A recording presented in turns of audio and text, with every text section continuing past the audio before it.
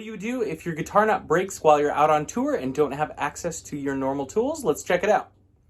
Okay, so this repair has a very specific application. If you have access to replacement parts or a really good shop local, you should have them repair it because you will definitely get long-term reliability and tuning stability, which is important. But this is if you have a show later that day, like I did out in a show in Buffalo, and didn't have access to anything. So what you need is baking soda and super glue and maybe some sandpaper. So let's try this out.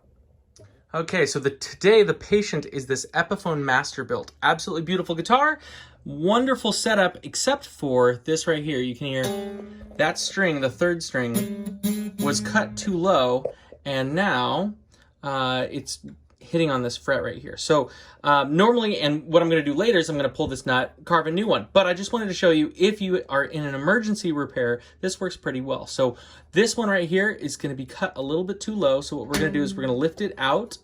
We're gonna put some tape on the front and the back, fill it with some baking soda, and then put some super glue in there. It has to be thin super glue, but once you do that, it should harden really well, and then you can recarve and use it for your show.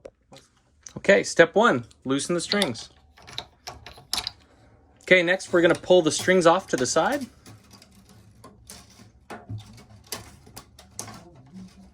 Okay, next we're going to mask off this part of the fingerboard so we don't get any super glue down there. I like to use a little bit of electrical tape because for whatever reason, electrical tape is pretty useful with super glue. It doesn't soak up any of the glue, and it's pretty good for keeping stuff clean.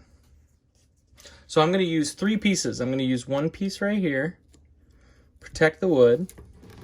I'm going to use a second piece here to protect it from coming down onto the back side. And last, I'm going to use a piece on the front side, and I roll this corner up. I normally use a screwdriver or a ruler to get it really nice and tight. Right up against that, and I cut it. Okay, now I'm looking to just fill this third one right there. So what I use is I use a tiny scoop, and I scoop it in. Since we also do horn repairs, I normally have a bunch of these little thin reeds leaning around. So I'm gonna grab a discarded reed, grab just a little bit of baking powder there. Baking soda, sorry. And then you just drop it right in. I'm gonna try to scoop off some of the excess and then level it a little bit. That looks pretty good. Okay, what I use is a very thin super glue. That's gonna be this stuff, Stick Fast CA Thin. There we go.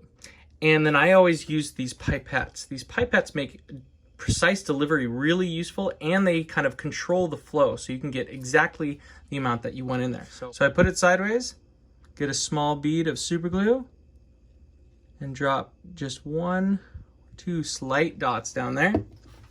I always keep a Q-tip handy to soak up excess on the other sides if I end up with too much.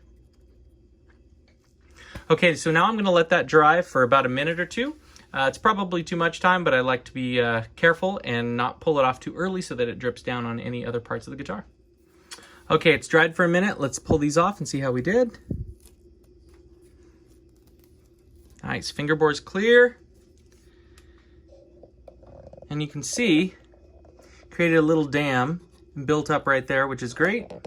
Same thing on the back side. So now I'm gonna sand the top of this off real quick, and then we're gonna recarve that little spot. You can even use an old string to carve it down if you need to. Fortunately, I have a set of nut files, so I'm gonna do that to this one right now, okay?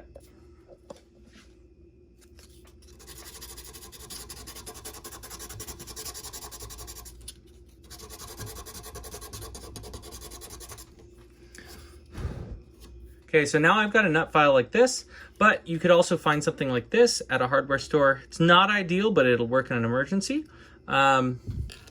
These are a little bit harder to come by if you're stuck, but you really should have one of these with you if you're out touring and you're pretty serious. It's nice to have as a backup. So I'm just gonna carve this, go back to the original line, make a couple very small marks. But you can see that it carves away. It's only been not even 5 minutes, but it carves away just like the rest of the nut should. And it's pretty hard, so it's not a perfect long-term fix, but it's great to get you up and playing again. So now what I'm gonna do is I'm gonna put this one back, check the fit a little bit, and for me, what I always do as a quick test is that I get it up to tension and I will hold the 3rd fret right here, and I will try to make sure that I only have a little bit, like a hair's width of space between the bottom of the string and the fret. So you can see that's just about perfect. If that's good, then I will clean up all this extra dust and then get this ready to play. I'll show you the final result. Okay, as you can see, it's not pretty, quick and dirty, but it's giggable.